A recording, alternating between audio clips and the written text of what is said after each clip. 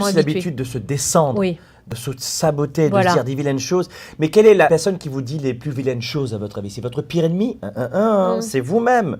Les pires saloperies, vous les donnez à vous-même. Est-ce que vous les méritez? Rarement. Donc l'idée, c'est, vous avez une petite victoire, ne la banalisez pas. Yes, une marche.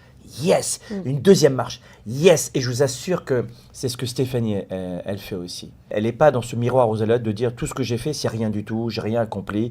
T'es pas dans cet extrême de dire non, c'est arrivé par hasard.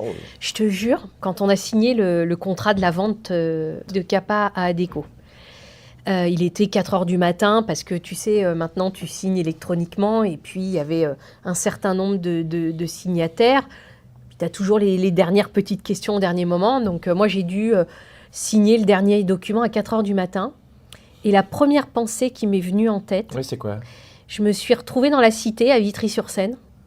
Je me suis revue petite à 10 ans, comme tu as dit.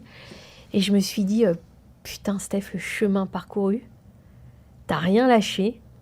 Alors, ça a été du boulot, hein. C'est-à-dire que moi, Capa, ça a été 90 heures par semaine, 7 jours sur 7, pendant 10 ans. Allez, une semaine de vacances par an où tu bosses tout le temps. Parce que ça, c'est un truc aussi qu'on oublie de dire aux gens qui ont envie de, tu vois, de lancer leur boîte. C'est que quand pour moi, la différence entre un CDI et un entrepreneur, il n'y en a pas beaucoup.